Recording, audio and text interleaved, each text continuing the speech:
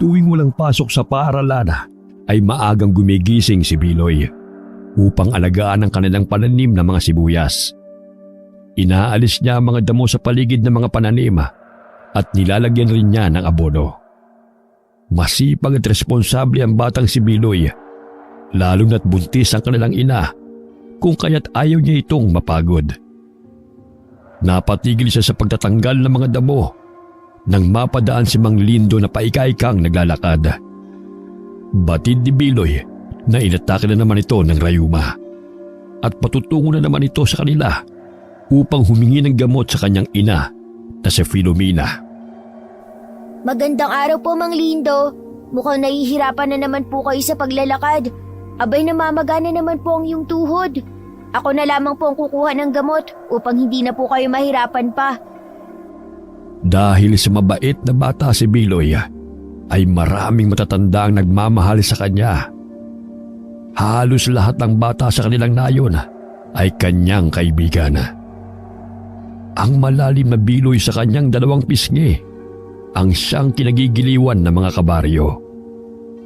Humahangos na tumatakbo si Biloy patungo sa kinaroroonan ni Mang Lindo. Dala ang bote ng langis na may sangkap ng luya at mga halamang gamot. Eto na po, ipahid niyo rin po ito bago kayo matulog. Tiyak gagaan po ang pakiramdam niyo. Huwag din po kayong maghugas ng katawan kung pagod kayo galing bukirin. Yun po ang nagpapalala ng rayuma at sakit ng katawan po ninyo. Maalam ka na talaga, Biloy, sa mga halamang gamot Manang-mana ka sa yumao mong lolo. Mabait at palakaibigan. Maging ang iyong ina. Dahan-dahang tumayo si Mang Lindo. Dumukot siya sa kanyang bulsa at binigyan ng pera si Biloy. Naku, wag na po, Mang Lindo. Bigay ko na po sa iyo yan. Tanggapin mo na. Pasanag lang upang gumaling tong rayuma ko. At saka barilag naman yan Pakisabi na rin siya yung ina. Salamat sa gamot Walang anuman po, Mang Lindo. Bumalik sa mga pananim ang batang si Biloy. Kinakausap pa niya ang mga sibuyas na wari nakikinig sa kanya. Nilagyan niya ng abono matapos niyang tanggalin ang mga damo sa paligid upang lumago at maging malusog ang mga bunga. Mula sa malayo'y natatanaw niya si Aling Ising. Napahinto ang babae nang matapat ito sa kanya. Hinahanap ng babae ang kanyang ina upang humingi ng tulong dahil may malubhang karamdaman ang kanyang anak. Sasamahan ko na po kayo, tapos naman na po ako maglagay ng mga abono. Sinabi ng alay na nagsusuka ang kanyang anak tuwing sasapit ang dilim. Kapag umaga naman ay napakatamlay nito at ayaw kumain. Ganun na lamang ang pagkabahala ng alay sa kondisyon ng anak. Ang tanging malalapitan lamang nila ay ang mga tradisyonal na mga manggagamot tulad na Filomena. Dahil malayo sila sa bayan kung saan naroon ang mga ospital. Isa rin ang dahilan kung bakit hindi sila nagpapagamot sa mga doktor. Dahil wala silang sapat na salapi. Bagamat buntis ay patuloy pa rin sa panggagamot si Filomena dahil pinupuntahan pa rin siya ng mga tao. Nay, may bisita po tayo! Si Aling Ising! May sakit daw po ang kanyang anak, kaya hihingi po siya ng tulong. Hirap na ring maglakbay si Filomena dahil 2 buwan na lamang ay ipanganganak na niya ang 3 anak. Kung kaya't sinabihan niya ang ale na dalhin na lamang ang pinagbihisan ng anak nito upang kanyang masuri. Mabuti na lamang ay may dalang pinagbihisang damit ng anak si Aling Ising. Agad na nagsindi ng kandila si Filomena at nagdasal. Inutusan niya si Biloy na maghiwa ng luya at tadtarin ng pino sa almires. Sinunod ng bata ang kanyang pinag-uutos. Ang katas ng luya ay kanyang ipinatak sa langis na bagong hango. Kasabay noon ay sumasambit siya ng dasal. Nilagyan niya ng asin at dinikdik na luya ang damit bago itiniklop. Aswang ang may kagagawa ng pagkakasakit ng inyong anak. Ayaw nitong tigilan hanggat hindi po niya nakukuha ang kanyang pakay. Bantayan ninyong mabuti ang inyong anak. Mapanganib ang aswang na ito. sapagkat hinihigop niya ang enerhiya ng kanyang binibiktima. Madalas ay nasa silong ng bahay o di kaya'y nasa itaas ng puno kung saan tinatanaw niya ang paghihirap ng kanyang biktima. Binigyan ni Filomena ng mga sangkap na maaaring ipainom sa anak ni Aling Isinga upang hindi na ito magsuka. Binigyan din niya ng langis upang ipahid sa buong katawan ng bata bago sumapit ang dilim. Kinakailangan ding maglagay ng makabuhay na halaman sa paligid ng bahay upang hindi ito makalapit sa bata. Ang mahaba nitong dila at matalas itong pangamoy ang siyang humihigop ng lakas ng kanyang anak. Matapos na sabihin ni Filomena sa Ali ang mga dapat gawin, ay nagpaalam na ito. Nag-iwan ng mga prutas ang Ali bilang pasasalamat sa mag-ina. Nay, sino po bang aswang ang sanhi ng pagkakasakit ng anak ni Aling Ising? Hindi ko alam. Matagal-tagal na rin wala akong balita sa mga aswang. Ngunit kanina, ramdam ko ang negatibong enerhiya na pumaloob sa bata. Dahil sa pawis nito sa kanyang damit, ay ramdam ko na matindi ang pagnanais ng aswang na makuha siya. Malakas ang aura ng aswang. Nakatatakot po, inay. Kahit sino po ay kayang biktimahin ng aswang. Maging kayo po, buntis pa naman kayo. Mabango po yun sa kanyang pang-amoy. Kaya kayo ni Dimple mag-ingat palagi. Huwag mong pabayaan na maglaro sa labas ng bahay ang kapatid mong yan. Paminsan-minsan matigas ang ulo. Nabahala si Filomena sapagkat may aswang na namang gumagala sa kanilang baryo. Ang huling aswang na lumusob sa kanilang lugar ay 10 taon nang nakakalipas. At yun ang ikinamatay ng kanyang manggagamot na ama. Ibinuwis nito ang kanyang buhay. Mailigtas lamang ang apong si Biloy mula sa 2 aswang na pumasok sa kanilang tirahan. Imbis na si Biloy ang lapain, ay siya ang sumangga sa matalim at mahaba nitong dila na tumusok sa tiyan ni Lolo Samuel. Buhat nang mamatay si Lolo Samuel, ay ang kanyang inang si Filomena na ang sumunod sa yapak ng ama. Naging handa sa anumang oras sa muling paglusob ng mga aswang. Kung kaya't kahit 10 taon pa lamang si Biloy, ay tinuruan na niya sa mga pangontra laban sa mga aswang. Naging kampante ang kanyang ama na hindi sila lulusubin ng aswang dahil wala namang bali-balita tungkol sa kanilang lugar. Tanging nagpapagamot lamang ng mga ordinaryong sakit ang napapagawi sa kanila. Ginabi sa pag-uwi si Kiko galing bukid. May ikinuwento siya kay Filomena na siyang dahilan ng pagkamatay ng asawa ng kaibigan niyang magsasaka. Ayon kay Kiko, may sakit ang asawa ng kanyang kaibigan. Palubha ito ng palubha. Nagpagabot na rin sa albularyo na malapit sa kanilang tinitirhana, subalit hindi pa rin ito gumagaling. Isang gabi ay may napansin na magsasaka na may sumisilip sa kanilang bahay. Tumambad sa paningin ng kaibigan niyang si Waldo, ang namumutla at nanlilisik na mga mata ng aswang. Maging ang lalaki muntik nang matamaan ng mahabang dila nito. May mahabang mga kuko sa mga kamay at paa. Bago pa niya nahabol ang aswang, ay nakita niyang tila na tuyo ang kanyang asawa na animoy naging butot balat. Lahat ng laman at likido sa katawan ng biktima ay sinimot ng aswang. Maaaring isa yung paradunong aswang. Kasing bango ng lutong langka ang mga taong may sakit at malapit nang mamatay sa kanilang pangamoy. Nagbibigay din sila ng sakit sa taong kanilang matitipuhan. Kung mababaw ang pananampalataya at mahina ang loob, ay tsak madadaig ng aswang. Kung kaya't dasal ang pangunahing lunas sa lahat ng kasamaan. Kinaumagahan ay maagang nanguha ng mga kawayan si Biloy. Pinatulis niya ang mga dulo noon upang gawing sandata laban sa aswang na maaaring mapagawi sa kanilang bahay. Nabahala siya sa kaligtasan ng buntis niyang ina, maging ng buo nilang pamilya. nakita ni Mang Lindo si Biloy habang abala sa pagputol ng mga kawayan. Tuwid na siyang maglakad dahil gumaling na ang kanyang rayuma. Oh, Biloy, aanin mo yung kawayan. Masyado pang bata yan upang gawing sahig. Hindi ko naman po gagawing sahig to. Gagawin ko pong sibat para sa aswang, Mang Lindo. May aswang na gumagala po sa bukid. Ayon na rin sa kwento ni Mang Samuel na kaibigan ni Itay. Maging handa po tayo sakaling mapapagawi po rito. Ikaw talagang bata ka. Marami ka talagang alam. O siya, tutulungan na kita riyan. Hindi lingid sa kaalaman ni Mang Lindo ang aswang na kanyang nabalitaan. Sa katunayan ay nakaramdam din siya ng kahina-hinalang tao na napadaan sa kanilang bakuran. Nakita niya ang anino na nagkubli sa puno. Matulis ang tenga nito.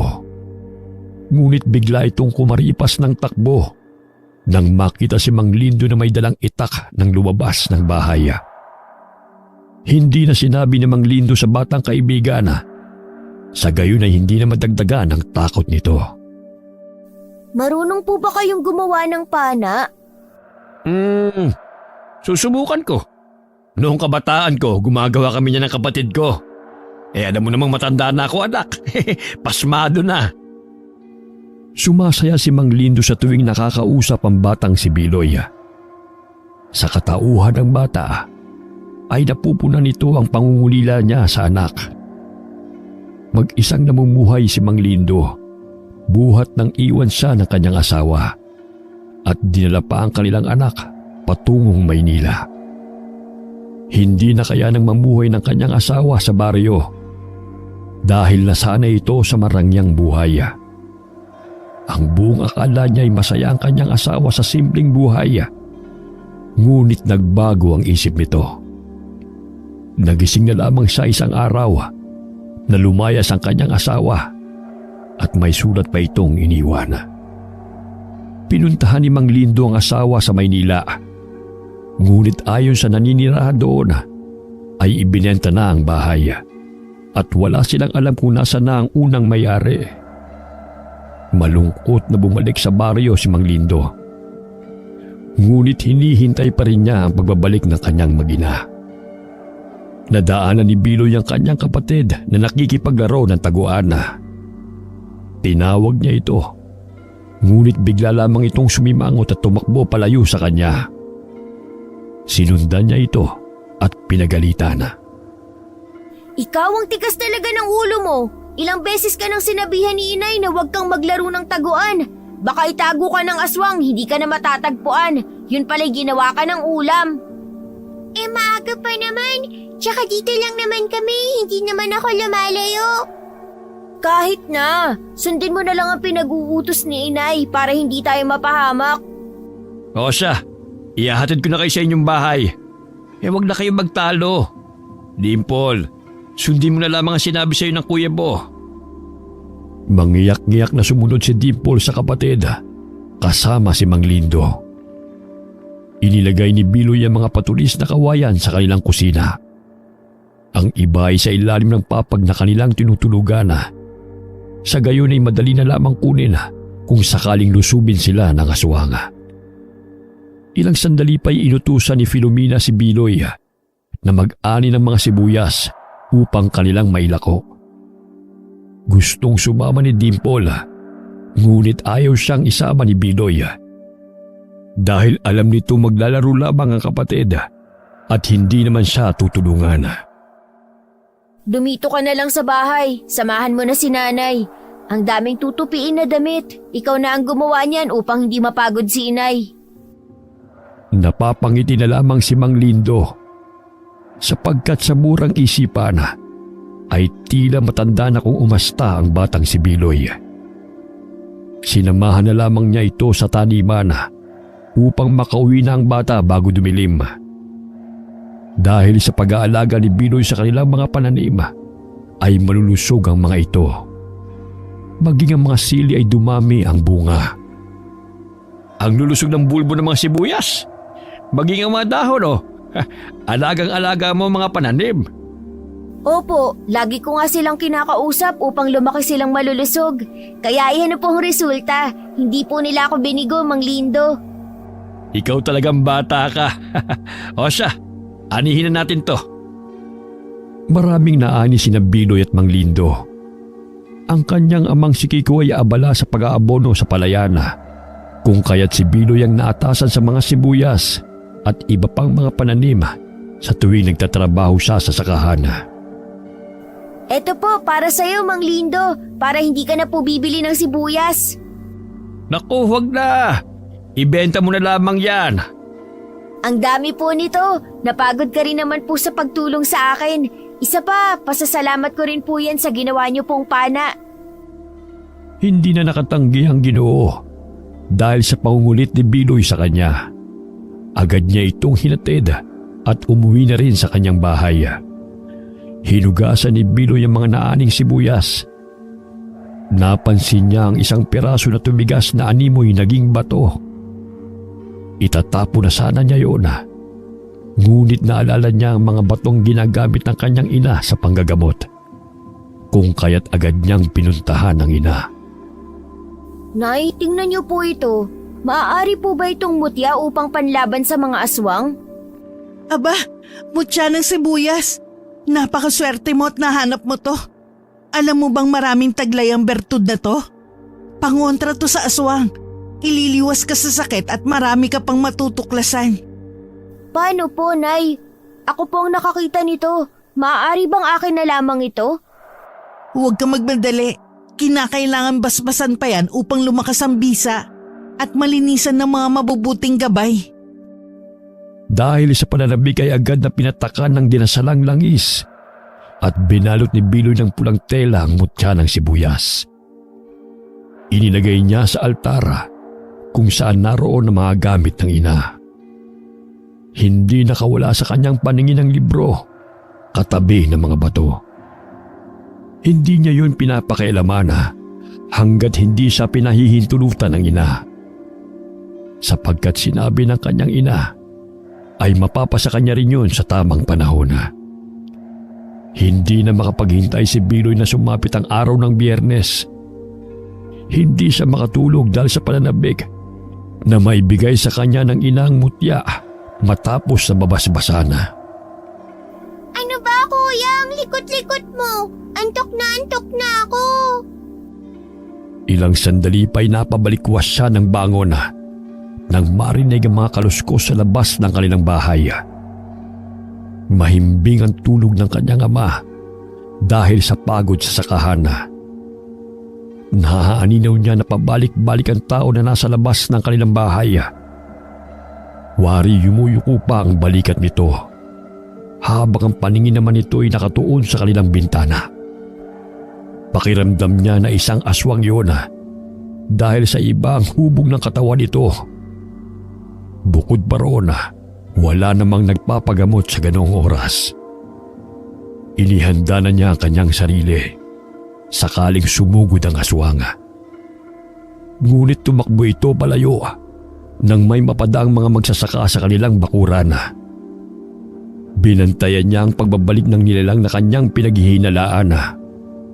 Ngunit lumalim na ang gabi ay hindi na itong muling bumalik pa. Hanggang sa tuluyan na siyang dinalaw ng antok at tuluyang nakatulog. Kinaumagahan habang nagwawalis ng bakuran si Filomena ay napansin niya ang kakaibang hulma ng mga yapak na mga paa. Hindi yun pagmamay-ari ng normal na tao dahil sa laki nito. Nasisiguro niyang napagawi ang aswang sa kanilang bakuran kung kaya't hinaplos niya ang kanyang tiyana. Bumalik ang aswang. Ngunit hindi ko hahayaan na mapahama kayong mga anak. Nay, ilalako na po namin ni Dimple ang mga sibuyas. Nung isang araw pa po kasing naghahanap si Aling Miding at Aling Rosa. Naputol ang pag-iisip ni Filomena. Bagamat napansin ni Biloy ang mga yapak na humulma sa lupa. Batid niyang pagmamay-ari yun ng aswanga. Umalis na lamang ang magkapatid at hindi na tinanong ang ina tungkol sa kanyang nakita.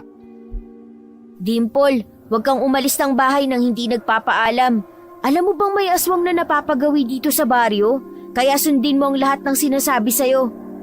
Totoo po ba, kuya? Di ba marami namang pangontra si nanay? Kahit na, dapat mag-iingat pa rin tayo at palaging handa sapagkat hindi natin alam kung sino ang aswang na yun. Sumapit ang anihan ng mga palaya. Kinakailangang bantayan ni Kiko ang mga inani sapagkat talamak ang mga nakawana. Maging ang ibang magsasaka ay yun din ang ginagawa.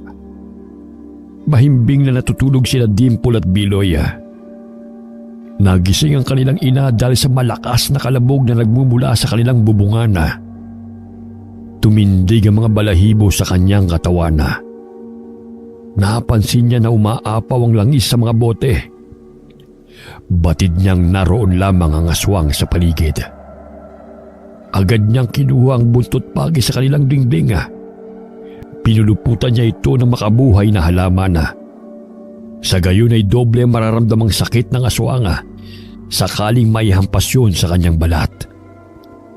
Dahil sa mabango ang sanggol sa sinapupunan ni Filomena, ay hindi alintana ng aswang ang mga pangontra ng buntis na manggagamot. Makuha lamang ang sanggol. Sinira nito ang pawid na bubong at lumundag patungo sa loob. Nagkatitigan si Filomena at ang paradunong aswang. Isa itong babae dahil makikita sa hubo nitong katawan ang nakalaylay niyang dibdib. Natuon ang paningin nito sa malaking tiyan ni Filomena, kung kaya't malakas siyang hinataw ng buntot pagi na may kasamang makabuhay na halaman. Bahagyang napasandal ang aswang sa dingding dahil sa naramdamang sakit. Ngunit muli niyang sinugod si Filomena. Humaba ang dila nito patungo sa sinapupunan ng babae. Ngunit maliksing hinampas ulit siya ng buntis na manggagamot.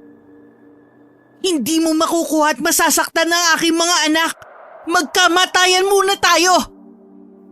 Nagising si Biloy at Dimple. Ganoon na lamang ang takot ng magkapatid nang makitang ina at ang aswang na naglalaban. Hinila ni Biloy si Dimple patungo sa kusina at pinapasok niya ang kapatid sa ilalim ng mesa. Binigyan rin niya ng asin ang kapatid. Dimple, magtago ka riyan. Sakaling puntahan ka ng aswang, sabuyan mo siya ng asin. Babalikan kita mamaya. Kuya, natatakot po ako sa aswang. Kinuha ni Biloy ang sibat na kanyang ginawa. Nilagyan niya ng asin ang matalim na parte. Dahil sa patuloy na sinusugod ng paradunong aswang ang ina, ay hindi siya nagdalawang isip na saksakin ang tagiliran ng aswang. Nasugatan ng aswang, kung kaya't nabaling ang tingin nito sa kanya. Namilog ang kanyang mga mata at bahagyang napatras. Natatakot man, ngunit mas nangibabaw sa kanyang isipan na iligtas ang ina't kapatid. Inambahan niya muli ang aswang upang muling tusukin. Galit nitong hinila ang sibat dahilan ng pagkatumba ni Biloy. Huwag mo saktan ang anak ko! Lumayas ka rito ngayon din! Nagkaroon ng pagkakataon na makuha ni Filomena ang itak na nakapa sa dingding. Buong lakas niyang hinataw ang paradunong aswang dahilan na matamaan ito sa balikat. Muli niyang hinataw ang aswang at naputol ang mahaba nitong dila na muntik nang tumusok sa kanyang ipinagbubuntis. Malakas na atungol ang pinakawala ng aswang. Wala na itong nagawa kundi ang tumakas mula sa pananakit ng buntis na manggagamot sa kanya. Kumaripas ito ng takbo patungo sa kasukalan. Malayo-layo ang mga bahay, kung kaya't hindi ganun kadali ang humingi ng tulong. Kinakailangan pang sumigaw ng malakas upang sila'y marinig. Umiiyak na niyakap ni Filomena ang mga anak dahil muntika na silang patayin ng paradunong aswang. Nasaktan ba kayo mga anak? Hindi po, inay. Yun po palang itsura ng aswang. Ang pangit at nakatatakot po talaga. katulad ng nababasa ko sa mga comics. Inay, natatakot po ako. Sakaling bumalik po yun ulit at tayo'y kanyang kainin. Malakas na pumalahaw ng iyak si Dimple.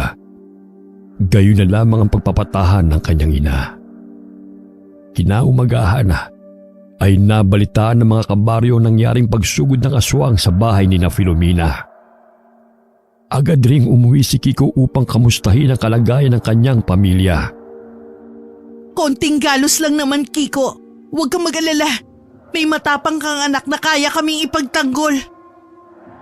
Mangiyak-ngiyak na niyakap ni Kiko ang asawa. Wala siya roon upang ipagtanggol ng kanyang mag-ina. Dumating ang araw na pinakahihintay ni Biloy. Ibinigay ng inang mutya ng sibuyas na kanyang natagpuan. Hindi maikubli ang kasiyahan sa mukha ng bata nang tanggapin niya yon. Nababatid ni Filomena na kaya nagpakita ang mutya kay Biloy sapagkat may mabuti itong kalooban.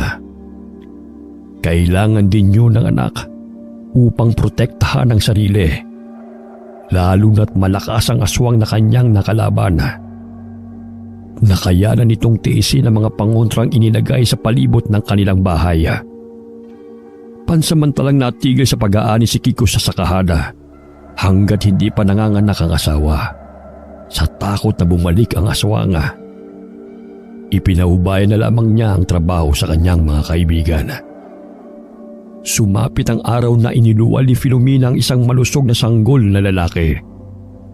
Si Tia Ceci lang nagpaanak sa kanya. Ganoon na lamang ang pasasalamat na mag-asawa sapagkat nabiyayaan na naman sila ng malusog na sanggol. Ano po ang ipapangalan mo sa kanya, Inay? Tingnan mo, katulad rin namin siya ni Dimple. May Biloy din siya sa pisngi. Makisig na lang, anak. Ibig sabihin ay lakas. Naging masaya ang magkapatid na Biloy at Dimple sa pagdating ni Makisig. Ngunit kasabay noon ay pansamantalang paghinto ng kanilang ina sa panggagamot. Kinakailangan ni Filomena na magpahinga hanggang sa manumbalik ang kanyang lakas. Nahirapan ang kanilang mga kanayo na dahil dumadayo pa sila sa ibang baryo upang magpagamot. Isang araw, nagimbal ang mga mamamayan nang magpatawag ng pulong ang alkalde na si Ginoong Tieves. Sinabi ng Ginoo na ipinagbabawal ang mga manggagamot sa nayon kung saan siya namumuno. Ayon sa alkalde, na ang pagkakasakit ng mga tao ay dulot ng likong pananaw at maling paniniwala. Nakakadagdag lamang ng sakit sa mga tao ang mga ginagamit ng mga sangkap at ritual ng mga manggagamot. Ang aswang ay imahinasyon lamang ng mga tao dahil sa mga maling kwento ng mga nakatatanda sa baryo. Lahat ng mga albularyo na kanyang malalaman na patuloy na nanggagamot ay may karampatang parusa sapagkat ayaw niyang gumamit ng kung ano-anong mahika mga tao sa ilalim ng kanyang pamumuno. Simula ng araw na yun ay kinumpiska ng mga tauhan ni Alcalde Tieves ang mga gamit ng mga napag-alamang manggagamot. Mabuti na lamang ay naunang itago ni Biloy ang libro na pagmamay-ari ng namayapa niyang lolo. Maging ang mga gamot at ibang gamit ng kanyang ina. Naghukay siya sa lupa at inilibing ang mga ito. Bago dumating ang mga tauhan ng alkalde sa kanilang tahanan, ay malinis na ang altar ng ina. Ganoon na lamang ang paghanga ni Filomena sa anak dahil sa mabilis itong mag-isip ng paraan. Ayoko pong parusahan kayo ng alkalde, Inay. Ngunit bakit hindi siya naniniwala sa mga tradisyonal na manggagamot at mga aswang? Gayong totoo po ang aswang. Hayaan mo na, anak. Sadyang may mga taong saradong isipan tungkol sa mga nilalang na hindi nakikita ng kanilang mga mata. Hindi sang-ayon ng mga tao sa naging patakaran at regulasyon na ipinatupad ng alkalde. Nakasanayan na nilang takbuhan ng mga manggagamot at mga albularyo sa tuwing sila'y nagkakasakit. Bukod sa mahal ang magpagamot sa ospital, hindi naman nalulunasan ang kanilang mga sakit na dulot ng mga elemento. Gayunpaman ay may punto ang kanilang alkalde. Subalit taliwas yun sa paniniwala ng mga taong kanyang nasasakupan. Ano ang sumagi sa isip ng alkalde Tebes na yan? Kung bakit biglaan ang pinatupad niyang batas? Tumanda na ako sa pagpapagamot sa mga albularyo Ngunit wala namang masamang nangyari sa akin. Mas mabuti pang herbal na medisina ang ating iniinom. Hindi pa masisira ang ating mga atay. Natikom ang bibig ni Mang Lindo nang mapansin ang matalim na titig ng tauhan ng alkalde sa kanya. Patuloy na hinihikayat ng alkalde na wag nang tangkilikin ang mga manggagamot, albularyo at kung ano-ano pang gumagawa ng mga ritual. Sinabi niya sa mga taga-baryo na magpapatayo siya ng klinika. Sa gayon ay hindi na mahihirapan ng mga ito. Napaismid si Mang Lindo sapagkat ayon sa matanda, matagal nang pangako yun ng alkalde, ngunit hindi pa rin nasisimula na. Ayaw na nilang umasa pa sa mga pangakong napapako. Kinagabihan na, malakas na kalampag sa pintuan ang pumukaw sa mahimbing na tulog ng mag-anak. Agad na bumangon si Kiko upang tignan kung sino ang tao sa labas ng kanilang bahay. Marahan niyang binuksan ang bintana at sinilip kung sino ang mga taong naroon. Nagising si Filomena maging si Biloy. Nakaamoy rin sila ng gasolina. Mababanag ang kaba sa mga mata ni Kiko, kung kaya't kinuha niya ang kanyang itak bago pagbuksan ng mga taong gustong sumira sa kanilang pintuan. Ano po may paglilingkod ko sa inyo, mga Ginoo? Ngunit malakas na suntok ang iginawad ng nakabonet na lalaki at nakadamit na kulay itim. Pumasok sila ng bahay at binugbog ang ama ng tahanan. Ano po bang kasalanan namin sa inyo? Maawa po kayo sa amin! Maging si Filomena ay hindi nakaligtas sa pananakit ng mga kalalakihan. Ginising ni Binoy si Dimple at sinabihan na wag itong lumikha ng ingay upang hindi siya makita ng aswanga. Sinilip niya mula sa butas ng kanilang silid. Tumambad sa kanyang paningin ang marahas na pambubugbog ng mga di kilalang mga tao sa kanilang mga magulang. Umiiyak na binuksan ni Binoy ang bintana at kinarga si Dimple upang makadaan doon. Dimple, di ba magaling ka sa taguan? Nakikita mo ba ang mga saging doon? Tumakbo ka at magtago ka ron. Wag na wag ka magpapahuli o magpapakita sa mga taong hindi mo kilala. Naiintindihan mo ba ako? Bakit po, kuya? Sino po ang mga taong yan? Bumalik po ba ang aswang?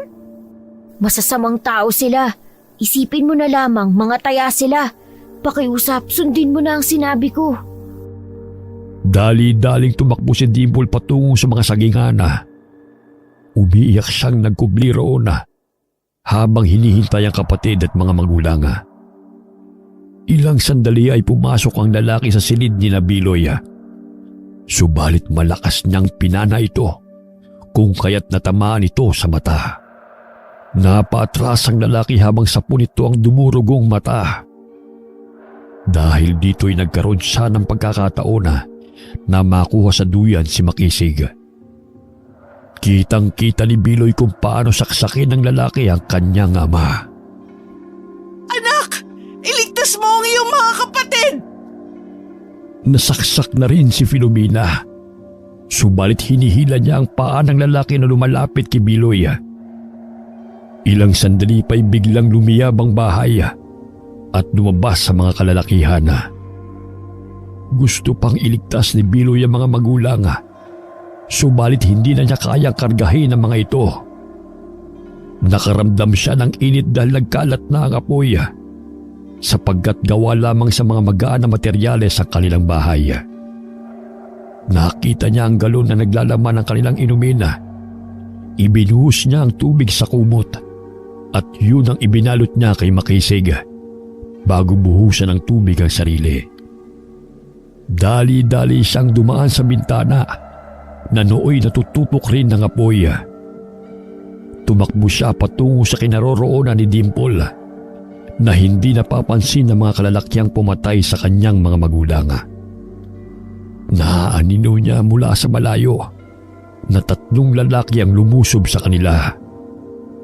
Ilang sandali pa ay nagsitakbuhan na ang mga tao nang makita ang apoy na tumutupok sa bahay ni na Filomena. Agad na umalis ang 3 nakabonet na lalaki bago pa sila maabutan ng mga tao. Kuya, nasa na si Inay at Itay? Akala ko ba'y susunod sila upang magtago rin dito? Nahuli sila ng taya.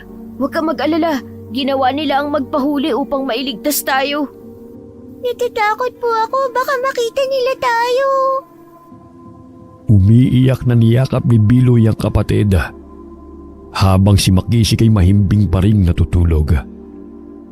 Hindi umalis ang magkapatid sa kanilang pinagtataguan hanggat hindi tumitigil ang pagliyab ng apoy. Nagtulungan ang mga taga-baro na patayin ang apoy na siyang kumitili sa buhay ng mag-asawa. 2 sunog na bangkay lamang ang kanilang nakita. Agad na hinanap ni Mang Lindo ang mga bata.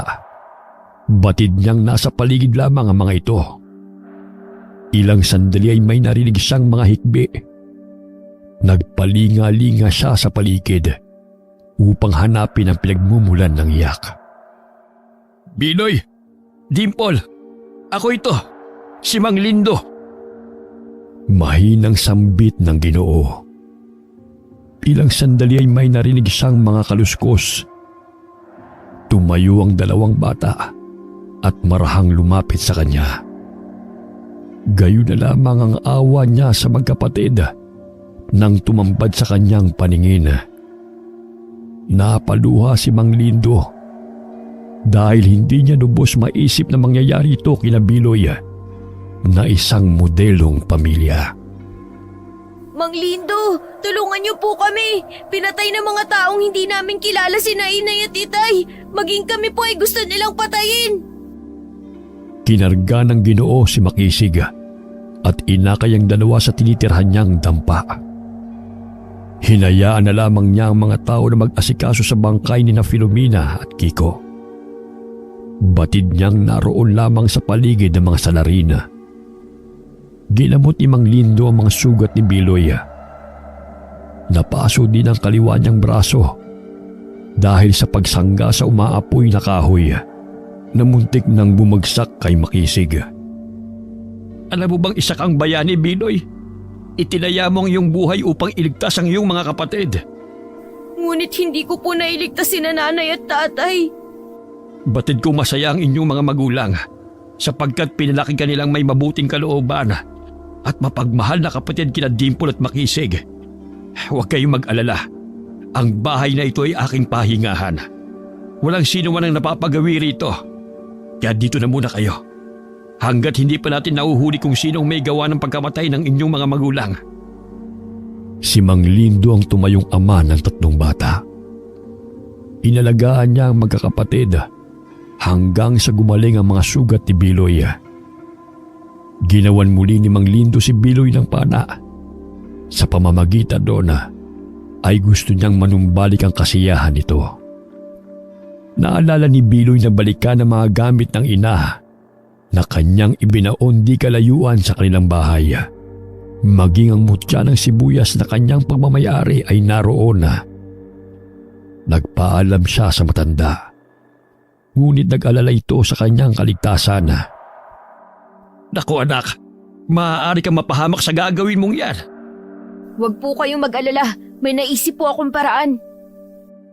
Kinuha ni Biloy ang mga bote ng suka na tinitinda ng Mang Lindo sa bayan. Nilagyan niya yun ng maraming sili at ibinenta sa mga kabaryo.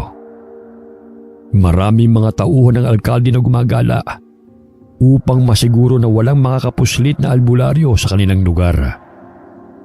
Nakita siya ng isang tauhan ng alkalde at pinahinto siya upang tanungin kung saan siya patungo. Magandang tanghali po, Ginoo. Gusto niyo po bang bumili ng sinamakang suka? Maganda po ito gawing sausawan. 20 na lang po para sa inyo, buena mano. Umiling ang lalaki at hinayaan na lamang ang bata. Nagbahay-bahay si Biloy upang ipagbili ang mga suka, hanggang sa narating niya ang lugar kung saan niya ibinaon ang mga gamit ng ina, maging ang kanyang mutya. Dali-dali niya yung hinukay hanggat wala pang taong napapadaan. Isinilid niya ang mga libro at iilang mga bato sa kanyang basket. Tinakpan niya ng lumang damit at inilagay ang mga bote ng suka sa ibabaw noon. Isinuot niya ang bag na naglalaman ng iilang mga gamit. Ilang sandali pa'y napadaan muli ang lalaki at napansin ang bag na kanyang dala. Teka, Totoy. Ano bang laman ng iyong bag? Comics po. Gusto niyo po bang basahan ko kayo? Kinabahan si Biloy dahil baka makita ng lalaki ang mga gamit ng kanyang ina. Bagaman agad niyang kinuha ang comics sa kanyang baga at pautal-utal na binasahan ng lalaki ng kwento. Sige na. Ayos na yan. Makakaalis ka na. Sigurado po kayo? Ayaw niyo po bang tapusin ko ang pagbabasa? Wag na. Baka abutin mo tayo ng dilim bago ka matapos. Pasensya na po kayo. Hindi pa po kasi ako magaling magbasa. Sige po, tutuloy na ako. Napangiti si Biloy dahil naisahan niya ang lalaki. Agad siyang umuwi sa kubo kung saan sila naninirahang magkakapatid. Pagdating niya roon ay dinuduyan ni Dimple si Makisig. Hindi pa umuwi si Mang Lindo, kung kaya't nagkaroon siya ng pagkakataon na buklatin ang lumang libro.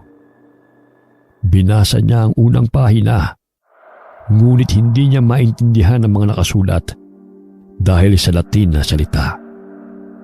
Nagpatuloy siya sa pagbabasa at naroon din ang mga nakasulat sa Bisaya tungkol sa gamit at kakayahan ng mga mutya. May mga Latin na kataga na siyang orasyon sa panggagamot. Naisipan ni Biloy na manggamot sapagkat hindi isipin ng alkalde na makakayanan ng isang bata ang manggamot ng may sakit. Pinahiran muli ni Biloy ng binasbasang langis ang mutya ng sibuyas. Sa tulong ng mutya na yon ay nakapagbibigay ng matalas na memorya. Kung kaya't maraming ideya ang sumasagi sa isipan ng batang si Biloy. Hindi pinayagan ni Mang Lindo na pumunta ang magkapatid sa libing ng kanilang mga magulang. Para na rin yun sa kanilang kaligtasan. Nagtulungan ang mga kabaryo na asikasuhin ang bangkay ng mag-asawa. Wala pa rin silang balita tungkol sa mga salarin. Bagamat may mga di kilalang tawang minsang napapadayo sa kanilang baryo, nagtatanong tungkol sa anak ng namayapang si Filomena at Kiko. Ngunit ang tanging sagot ng mga tao ay hindi nila alam kung saan napadpad ang bata, buhat ng insidenteng naganap. Tikom ang mga bibig ng mga taga-baryo sakaling may magtatanong tungkol sa batang si Biloy, sapagkat nababatid nilang kumukuha lamang ang mga ito ng impormasyon at maaaring ikapahamak pa ng bata. Sa edad na 10 ay naging batang manggagamot si Biloy. Sa tulong na rin ng lumang libro at mutya, naipupuslit niya ang mga sangkap na ginagamit sa panggagamot na isinasama niya sa nilalakong sinamakan. Ang anghang naman itong ginawa mong sinamakang suka. Parang nangangagat. Gustong-gusto nga po ni na Aling Rosa at Aling Miding. Mahilig po kasi sila sa maaanghang. Nahinto ang pag-uusap nila Lindo at Biloy nang biglang may lalaking napadaan sa kanilang bakuran at nagtanong tungkol sa batang lalaki na anak ni na Filomena at Kiko.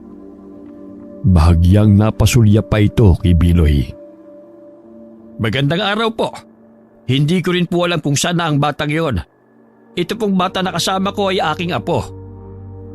Ilang sandali pa ay lumabas ng dampa si Dimple dahil gustong ipakita kay Mang Lindo ang kanyang iginuhit. Bahagyang nabaling ang tingin ng lalaki sa batang babae. Apo ko rin yan. Dito muna iniwan ang pamangkin ko dahil nagtatrabaho siya sa bayan. Tumango ang lalaki at agad na umalis. Nagsinungaling si Mang Lindo sapagkat nag-iingat lamang siya upang hindi mapahamak ang magkakapatid. Mang Lindo, bakit po nila ako hinahanap? Bakit nagsinungaling po kayo? Biloy, Dimple, sakaling may taong hindi ninyo kilala at magtatanong kung anak kayo ni Filomena at Kiko, sabihin niyong hindi. Alam kong masama ang magsinungaling, ngunit ang kaligtasan niyong nakataya. Simula ngayon ay apo ko na kayo. Kung tatanungin kayo kung sino ang inyong ina, sabihin ninyo si Lumeni at nagtatrabaho sa bayan. Naintindihan niyo ba ako mga anak? Opo, Mang Lindo, naiintindihan po namin ni Dimple. Sinisiguro ng alkalde na wala nang manggagamot sa baryo na kanyang nasasakupan. Ngunit lingid sa kanilang kaalaman na palihim na ng gagamot si Biloy upang tulungan ang mga kabaryo niya. Isang gabi, napabalikwas siya ng bangon nang biglang umiyak si Dimple. Namimilipit ito sa sakit at hinahawakan ng kanyang tiyana.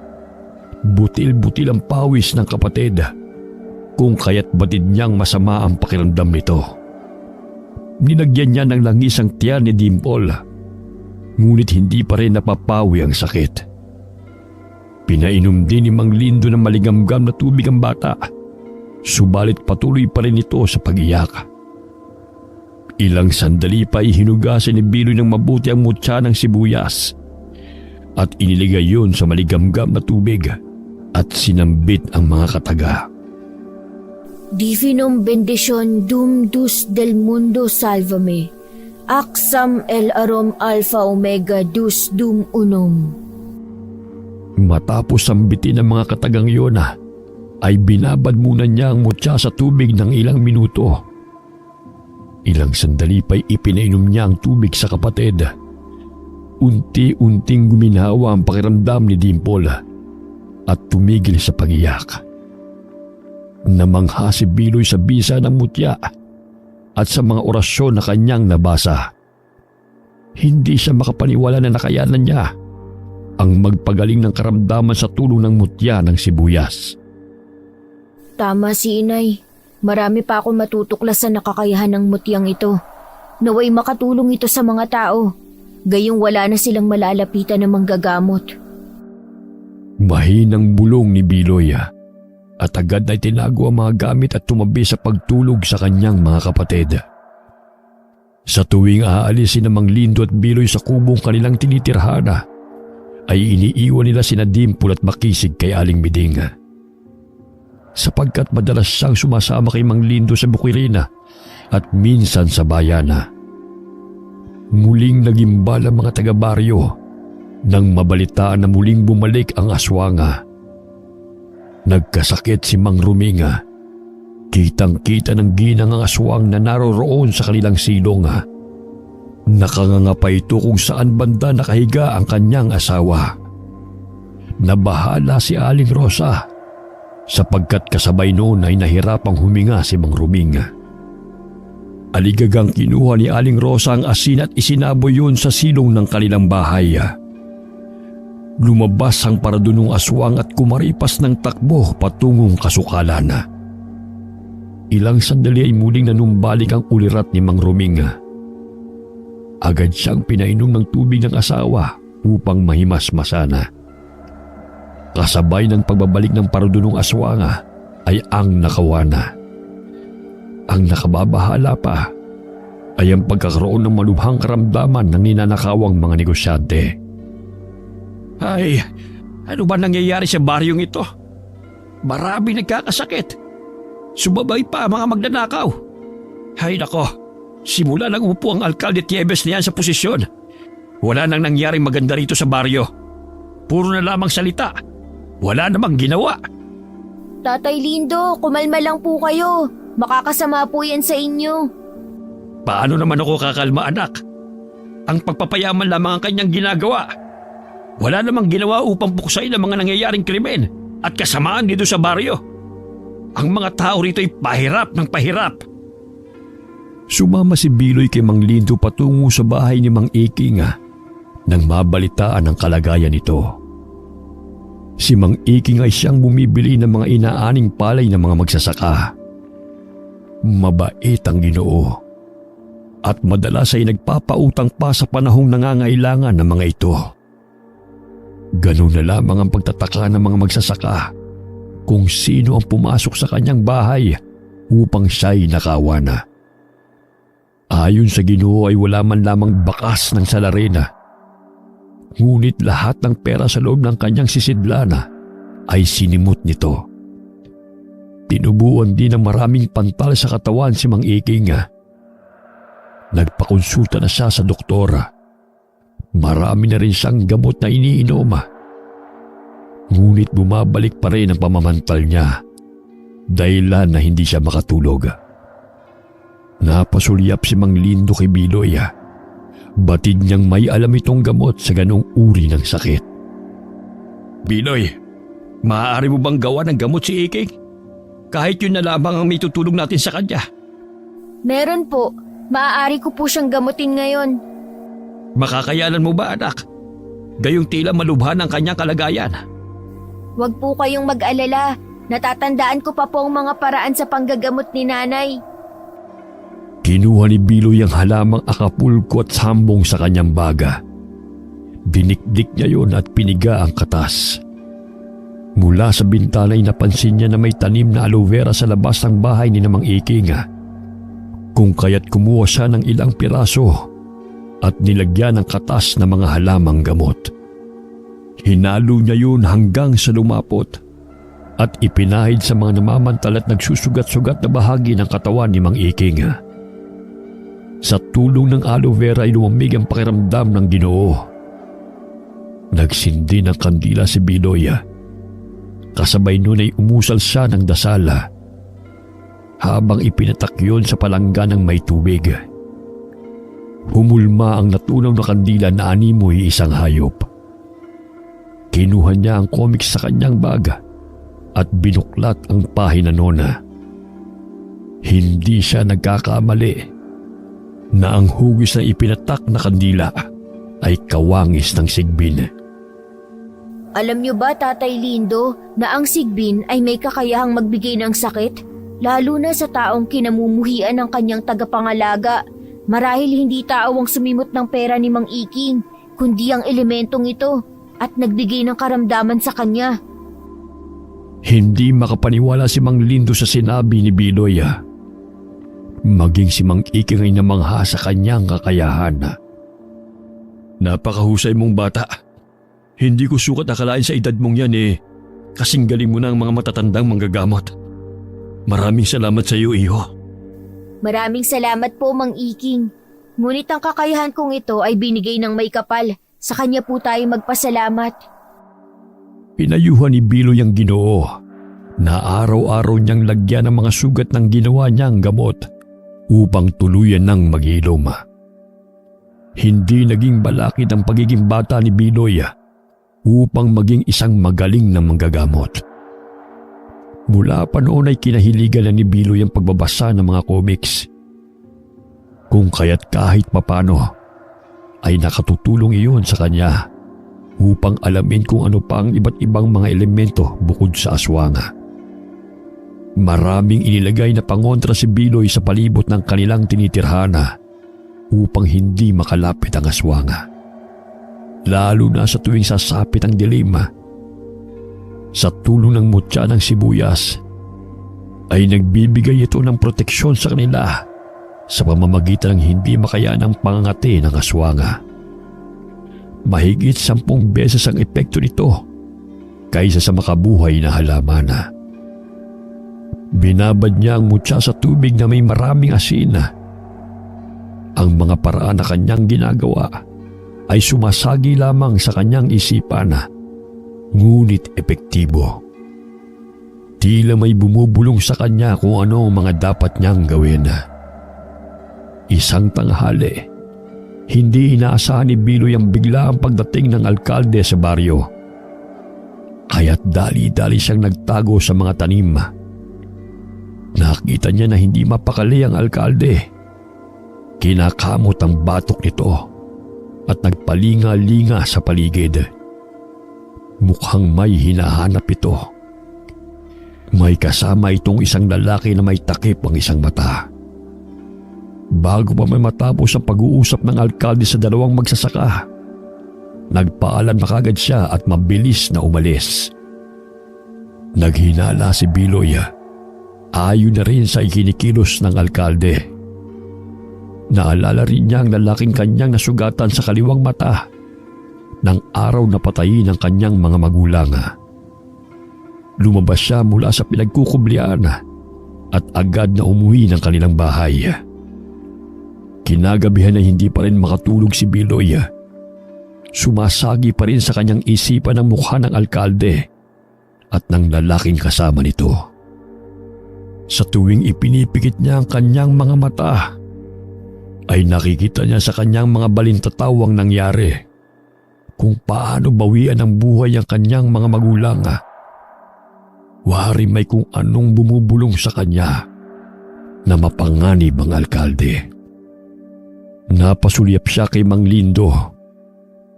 Mahimbing ang tulog nito dahil malakas ang paghihilik. Kinuha ni Biloy ang pana. Nang may marinig na yabag mula sa labas ng kanilang dampa, sumilip siya sa siwang ng bintana. Ilang sandali ay naaninag niya ang paradunong aswang na lumalapit sa kanilang tinitirahan. Batid niyang ang mga kapatid nito ang pakay. Maraming itinanim na makabuhay na halaman at iba't ibang pangontra si Biloy. Isa na roon ang abo ng insenso na kanyang sinambitan ng ritual sa tulong ng lumang libro. Sige, lumapit ka rito. Yun ay kung makakayanan mo. Ilang sandali pa'y kinuha ni Biloy ang pana. Inilabas niya sa siwang ng bintana ang sagad at marahang inasinta ang paradunong aswang. Maya-maya'y nagising si Mang Lindo dahil sa malakas na palahaw na bumasag sa katahimikan ng gabi. Natamaan ang aswang sa mata, kung kaya't pilit nitong binubunot ang pinatulis na kawayan na bumaon. Sumilip si Mang Lindo sa bintana at naaaninaw ang nasaktang aswang at hindi mapakali sa kanyang ginatatayuan. Nasa pulmo siya, Biloy. Dumito ka. Bantayin mo ang mga kapatid mo. Kahit anong mangyari, huwag mo silang iiwan. Kinakailangan kong huliin ang aswang na yan upang wala na siyang mabibiktima pa. Kinuha ni Mang Lindo ang itak at pinahiran muna ng katas ng dayap bago lumabas ng bahay. Sakaling masugatan ng patalim ang aswang, ay matagal na maghihilom ang sugat nito. Dali-daling tinungo ng matandang lalaki ang aswang. Ngunit nang makita siya nito, ay tumailis itong tumakbo patungong kasukalan. Sinundan siya ng Ginoo. Muntik pang madulas si Mang Lindo dahil sa dugong pumapatak sa damuhan. Nagpalinga-linga siya sa paligid sapagkat batid niyang hindi pa yon nakalalayo. Naririnig niya ang hingal ng aswang, kung kaya't tumingala siya sa ibabaw ng puno. Pumapatak pa ang dugo sa kanyang ulo na nagmumula pa sa sugat ng aswang. Nahulog ang aswang mula sa itaas ng puno, kung kaya't nadaganan niya si Mang Lindo. Pilit nitong inaagaw ang itak ng matanda hanggang sa nagpambuno silang dalawa. Pumapatak pa ang malapot na dugo nito sa mukha ng Ginoo. Tinutulak siya ni Mang Lindo. Bagaman sa kabila ng natamo nitong sugat, ay malakas pa rin ang aswang habang siya'y nilalabanan. Dumakot ng asin ang matandang lalaki sa kanyang bulsa at inilagay yon sa ulo ng aswang. Nabitiwan siya nito, kung kaya't nagkaroon siya ng pagkakataon na makakalas mula sa pagpigil ng aswang sa kanya. Hinataw niya ng itak ang aswang sa magkabilang paa. Umatungal ito ng ubod lakas. Tanging kasamaan lamang ang dinadala mo sa baryo. Dumagdag ka pa sa pagpapahirap sa mga taong naghihirap. Ikaw ang dapat na mamatay. Buong lakas na kinalmot ng aswang si Mang Lindo sa muka, kung kaya't nasugatan ng matanda. Paika-ikang tumakbo ang aswang upang tumakas. Hinanap siyang muli ni Mang Lindo, subalit hindi na niya ito natagpuan. Bumalik siya sa kanilang dampa. Agad siyang pinagbuksan ni Biloy. Nakatakas siya. Ngunit malubhang sugat na natamo niya sa 2 binti. Nakilala niyo po ba kung sino ang aswang na yun? Hindi. Ngunit batid kong isa siyang babae. Marahil yun din ang aswang na sumugod sa inyo at nakalaban ng inyong ina. Agad na ginamot ni Biloy ang mga sugat ng matanda. Hindi sila ligtas hanggat hindi pa napapatay ang aswang. Naging palaisipan sa kanila kung sino ang paradunong aswang. Gayong wala naman silang nakikitang kahina-hinala sa kanilang baryo.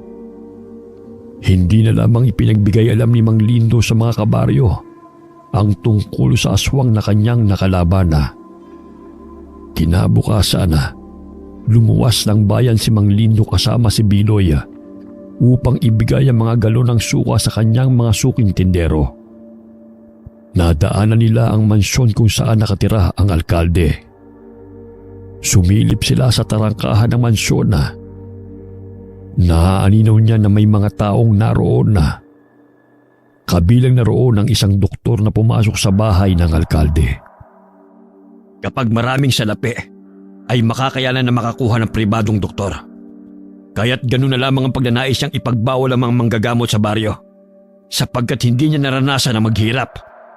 Sino po ba ang may sakit? Hindi ko rin alam.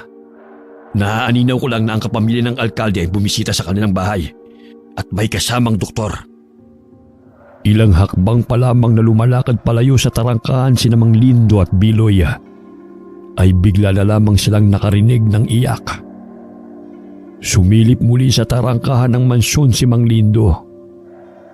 Ngunit nakita niyang patungo roon ang tauhan ng alkalde, kung kaya't dali-dali silang umalis ni Biloy at nagkubli sa mga kahoy upang tignan kung ano ang susunod na pangyayari.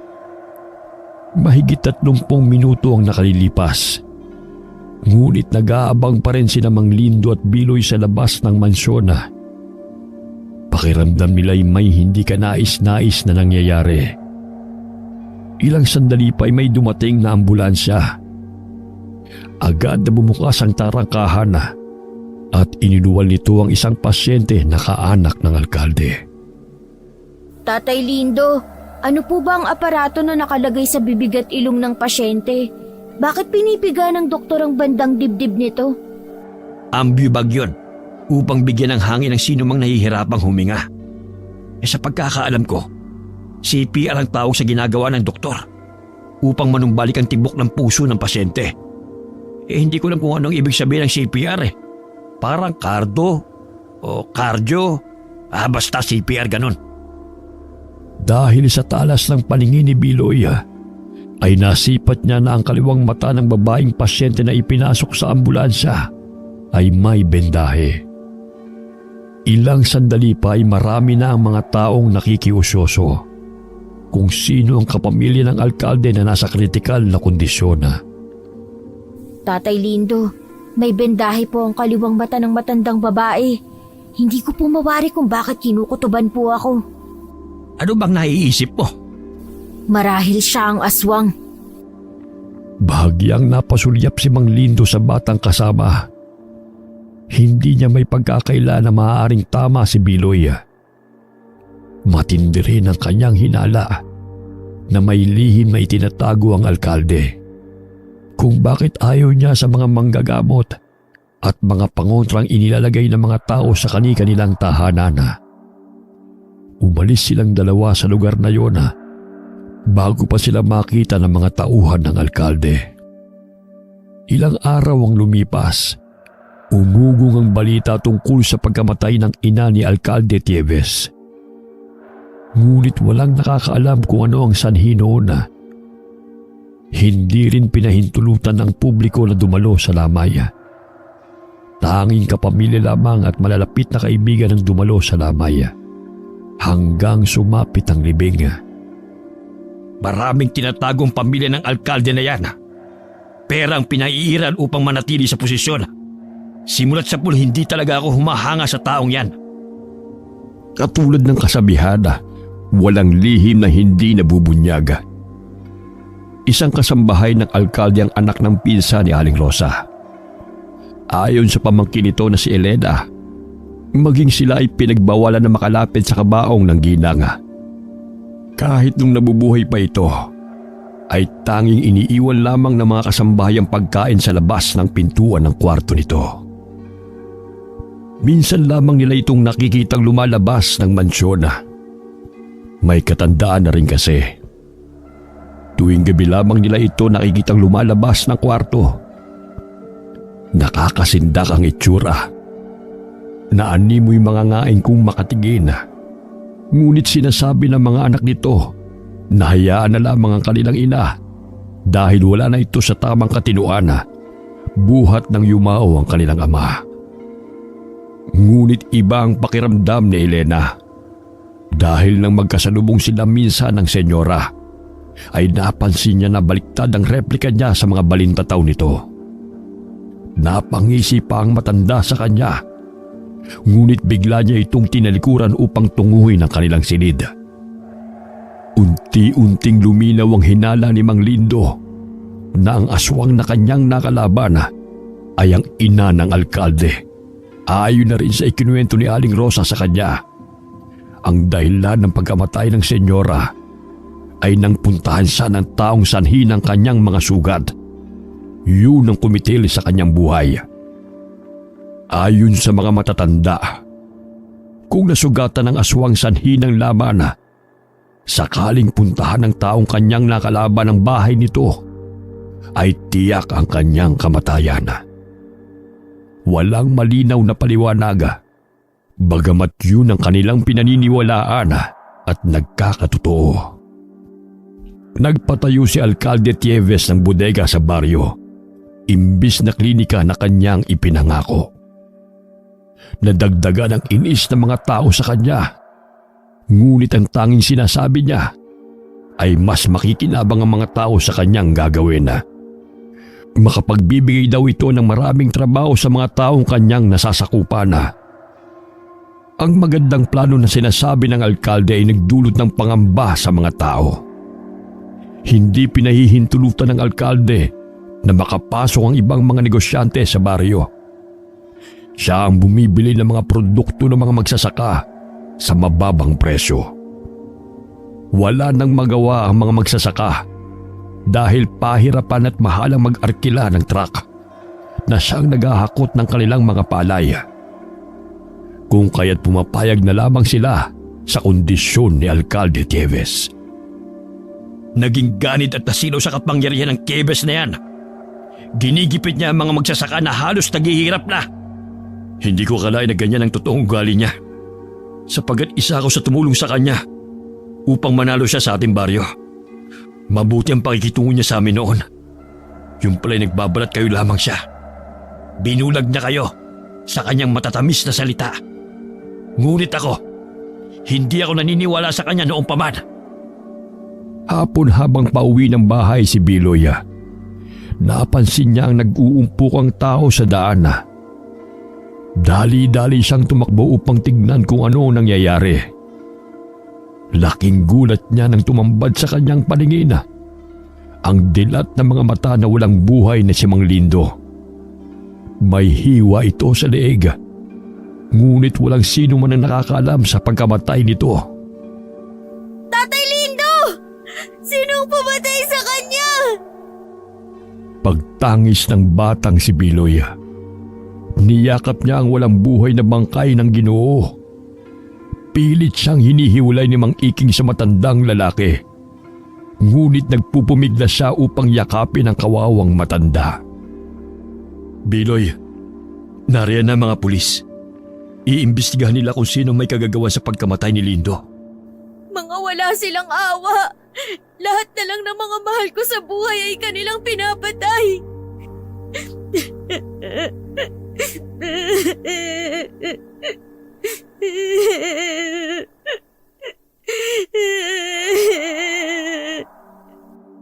Umahagulgol na niyakap ng batang lalaki ang bangkay ni Mang Lindo. Matindi ang paghihinagpis na magkapatid.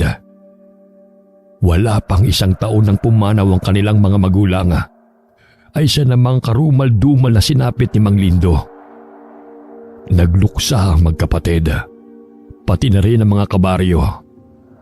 Hanggang sa ilibingang matanda ay wala pang nakikitang salarin sa pagkamatay nito.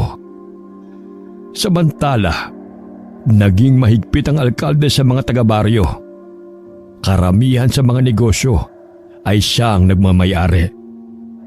Hindi rin niya pinahihintulutan ng ibang kagaya ni Mang Iking na nagpapahiram ng pondo sa mga magsasaka. May kooperatiba siyang pinatayo upang doon na kumuha ng pondo ang mga magsasaka. Ngunit kalakip noon ay may malaking interes. Ayon sa alkalde ay ginawa niya yon upang maiwasan ang awayan tungkol sa pera. Lalo na sa tuwing araw ng singilan at maging legal ang pagpapautang.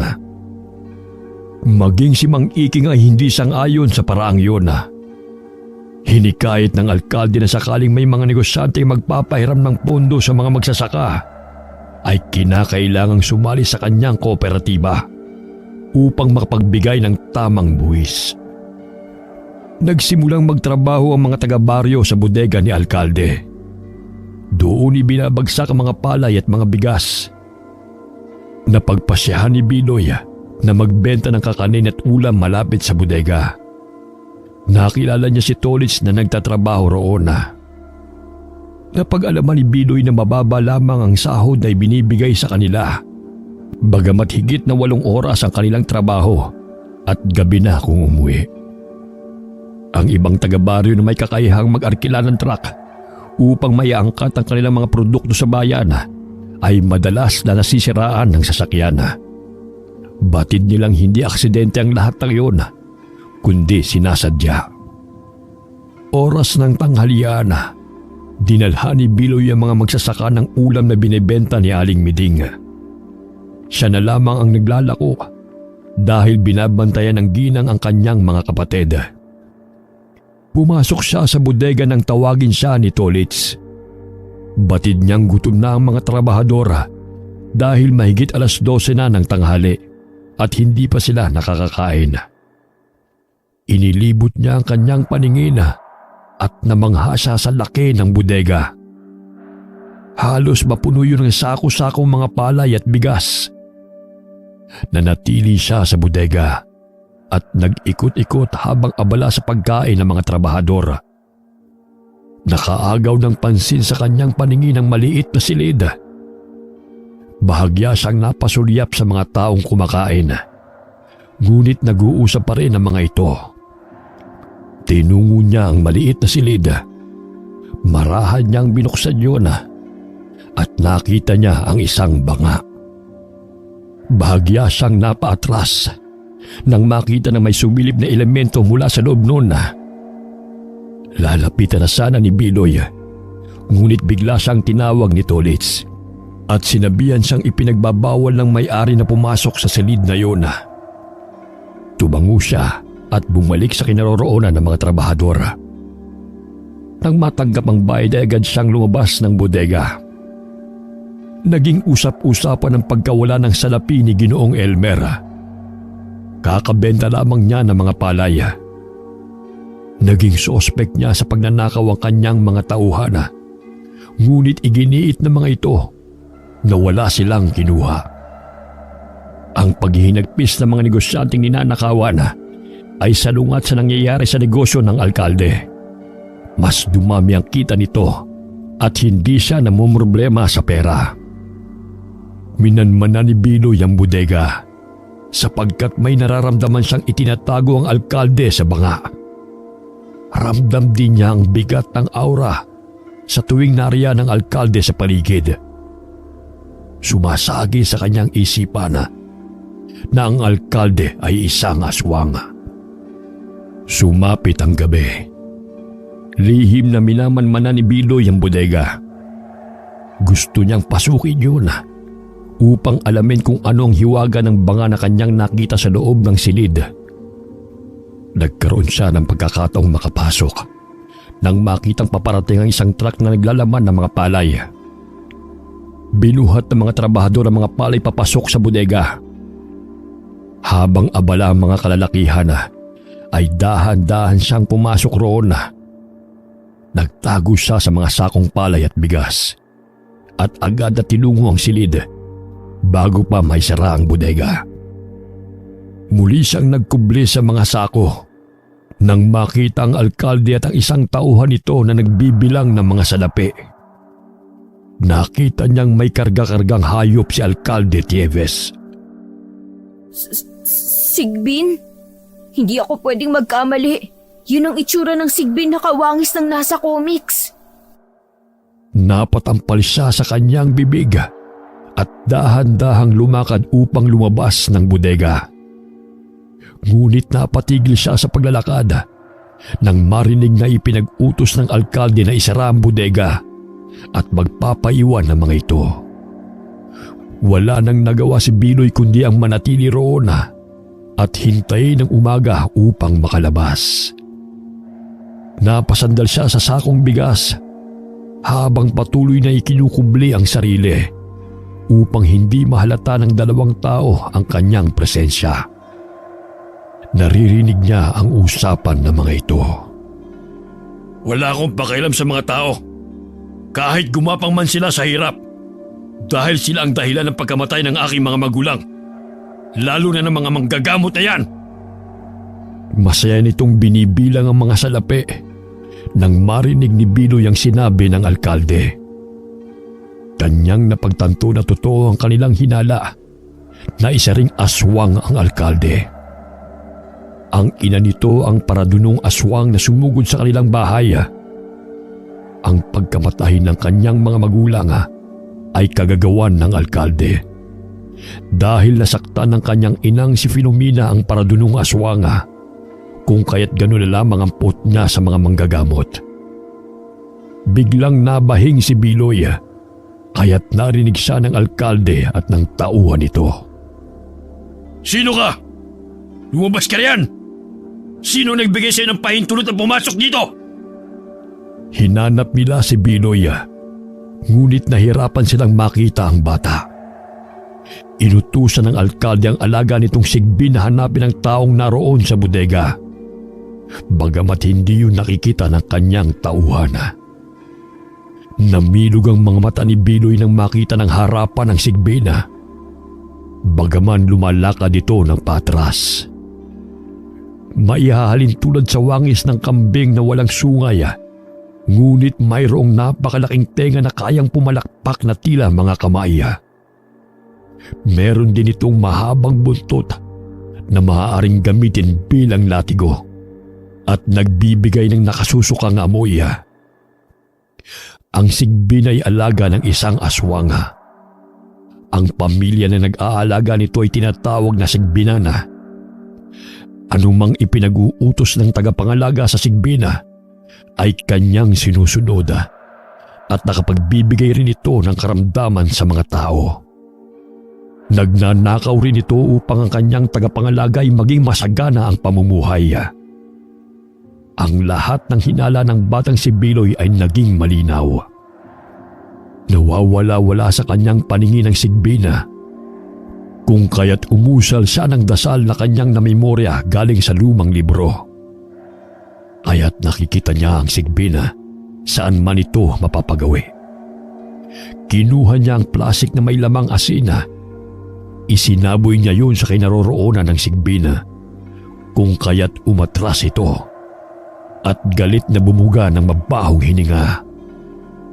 Sa tulong ng mutya ng sibuyas ay nagbibigay yun ng pangangati sa kanyang mga kalaban, lalo na sa tuwing sambitin niya ang orasyon. Hindi nakayanan ng alkalde ang naramdaman hanggang sa nagpalit siya ng anyo bilang parandunong aswang. Maging ang tauhan nito ay natakot sa kanyang anyo.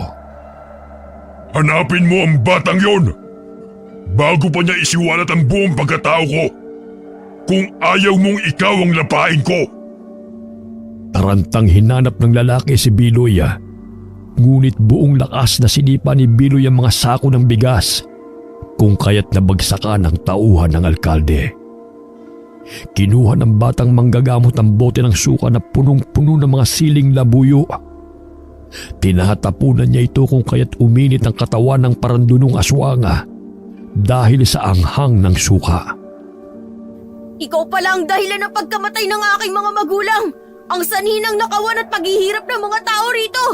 Batid kong ikaw din ang pumaslang kay Tatay Lindo! Hindi ka makakalabas dito ng buhay! Walang makakaalam ng lihim ng aking pamilya! Lalo na ang isang paslit na kagaya mo! Papatayin kita! Hinampas ng sigbin si Biloy gamit ang malalatigo nitong buntot. Ngunit mabilis na nakailag ang bata at nagpatalon-talon sa mga sako ng bigas. Isinaboy niya sa parandunong aswang ang dinikdik na bawang. Ganun na lamang ang pagkainis ng aswang at gigil na siya'y mahuli. Ngunit sa tuwing mahahawakan siya ng aswang, ay tila palos lamang siyang nakawawala. Inilabas ng aswang ang mahaba niyang dila. Ngunit binuhusan niyo ni Biloy ng suka. Animoy napaso siya sa anghang nun. Dinikdik ko ng pinong-pino ang siling labuyo para sa'yo! Pinaghandaan ko ang gabing ito! Alkalde na aswang! Dakpin mo ang pasaway na batang yan! Dukutin mo ang kanyang puso! Upang wala nang makialam sa aking mga plano! Inutusan nito ang sigbi na patayin si Biloy. Ngunit maging ang alaga nito ay nahirapan sa paglusob sa maliksing bata. Kinuha niya ang abo na makabuhay na halaman at isinaboy yun sa sigbi na lumalapit sa kanya. Namilipit ito dahil sa kate ng katawan. Maya-maya ay kinuha niya ang maliit na kawayan na may ihalin tulad sa tulali o plauta. Sa tuwing hinihipan nito ni Biloy ay lumalabas ang bala sa butas nito. Imbis lumikha ng tunog, ang balang tumatama sa katawan ng aswang ay pinirapirasong luya. Ang luya ay masakit sa tuwing tumatama sa katawan ng aswang na animoy tansong bala. Walang hiya kang bata! Hindi ikaw ang makapagbabagsak sa akin! Hindi ako, kundi ang masasamang ginawa mo siyang magpapahamak sa'yo! Inilabas muli ng paradunong aswang ang kanyang mahabang dila. Ipinulupot na yon sa bewang ng bata at inihagi sa pader. Mabuti na lamang ay bumagsak siya sa mga palaya kaya't di siya gaanong nasaktan. Gumapang siya at nagkubli sa mga sako ng bigas. Kinuha niya ang maliliit na tansong bala na kanyang ginawa at isinilid yun sa maliit na laruang kawayan. Isa-isa niya yung hinipan upang tumama sa katawan ng paradunong aswang. Sa tuwing matatamaan ng bala ay umaatungal ito. Biglang nagpadaos-dos si Biloy sa pinagkukublian nang hilahin siya ng sigbin. Dinaganan siya nito at inilabas ang mahaba nitong pangil at akmang dudukutin ang kanyang puso. Itinuon ni Biloy ang maliit na kawayan sa ulo nito at malakas na inihipan ng balang tanso. Pansamantalang napatigil ang sigbin, bumaon ang tansong bala sa noo. Dahilan na ito'y unti-unting manghina. Sinipa siya ni Biloy kung kaya't nahulog ito mula sa mataas na pinagpatong-patong na sako ng bigas. Hindi ako papayag na mamumuhay sa takot ang mga tao, lalo ng aking mga kapatid. Nandilat ang mga mata ng paradunong aswang nang makita na hindi na gumagalaw ang kanyang alaga. Kung kaya't nagpalinga-linga siya sa paligid upang sipatin ang batang kanyang kalaban. Lumabas ka sa pinagtataguan mo, bata! Pagbabayaran mo ang pagpatay sa aking alaga! May lubid na nakapa si Biloy na maaari niyang gamiting sandata. Sa dulo ng lubid ay itinali niya ang maliit na kutsilyo na siyang ginagamit niya sa panghiwa sa siling labuyo. Pinaikot-ikot niya ang lubid hanggang sa matamaan ng paradunong aswang. Inilabas muli ng paradunong aswang ang mahaba niyang dila upang sugurin si Biloy. Natamaan siya ng kutsilyo, kaya't patalon-talon ang aswang dahil sa naramdamang sakit. Umaagos sa mga luha ni Biloy habang sinusugod ang aswang.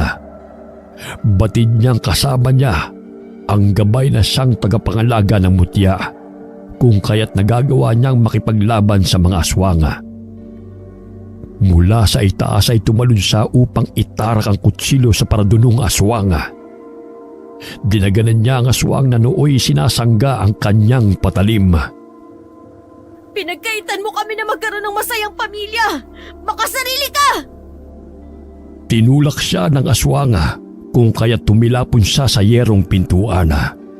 Dahilan na naglikha yun ng malakas na kalabog. Lumapit ang aswang sa kanya nang makita siyang namimilipit sa sakit. Inilabas muli ng paradunong aswang ang mahaba niyang dila upang itarak yun sa katawan ni Biloy. Sinabi ko sa iyong hindi ka na makakaligtas pa, bata! Ngunit biglang bumukas ang pintuan at tumambad sa kanyang paningin sina Mang Iking at iilang mga trabahador. Maging ang mga kalalakihan ay nagulat nang makita sa kanilang harapan ng aswang. Biglang hinila ni Mang Iking si Biloy palayo sa aswang.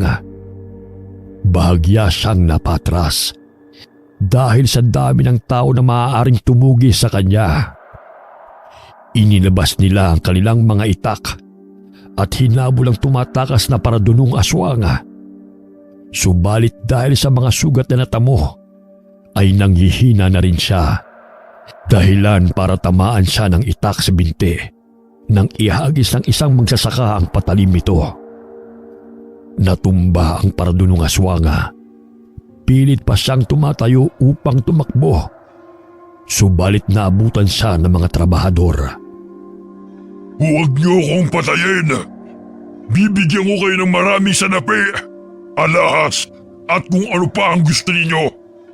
Hayaan lamang ninyo akong makatakas. Akala mo ba'y makakatakas ka pa? Sa dami ng biniktima mo sa baryong to? Hindi ako ang pumaslang sa kanila. Nagkakamali kayo. Hindi ako ang pumapatay. Kahit anong paliwanag mo, hindi kami maniniwala sa'yo! Kinaladkad ng mga kalalakihan ng paradunong aswang patungo sa bodega. Itinali nila ito ng lubid upang hindi na makatakas pa. Mang Iking, siya ang pumatay kina nanay at tatay. Maging kay Tatay Lindo. Naniniwala ako sa'yo.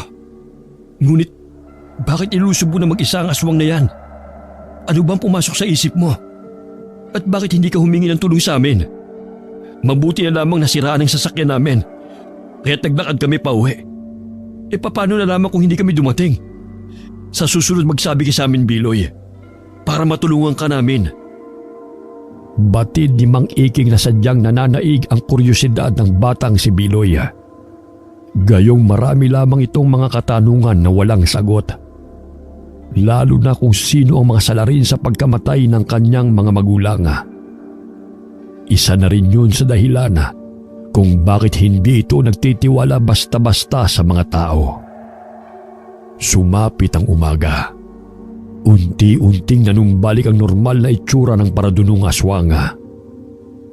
Laking gulat ng mga tao na ang kanilang itinali ay ang alkalde ng kanilang baryo. Nanghihinang iminulat ito ang kanyang mga mata. Bumungad sa paningin nito ang galit ng mga taga-baryo. Tumawag si Mang Iking ng pulis upang arestuhin ang alkalde na siyang pasimuno ng patayan sa baryo. Bagamat hindi naniniwala ang mga ito sa aswang, ngunit umamin na ang alkalde kay Biloy na siya ang salarin sa pagpatay sa kanyang mga magulang. Hindi pa man nakakarating ng ospital bago dalhin sa presinto, ay nawalan na ng buhay ang alkalde. Dahil sa pinsala na kanyang natamo laban sa batang si Biloy. Inupkop ni Mang Iking ang tatlong magkakapatid. Wala silang anak kung kaya't ganun na lamang ang kasiyahan ng kanyang asawa habang inaalagaan ang tatlong bata. Simula nang mamatay ang alkalde at ang ina nito, ay naging payapa na ang baryo. Hindi lubos maisip ng mga tao na ang kanilang alkalde ay isa palang aswang na sigbinana na siyang nagpapahamak sa kanila. Laking pasasalamat nila sa batang manggagamot na si Biloy. Dahil sa kanya, nalaman kung sino ang naghahasik ng lagim sa baryo. Ang batang si Biloy ang lumaban sa parudunong aswang. Wakas.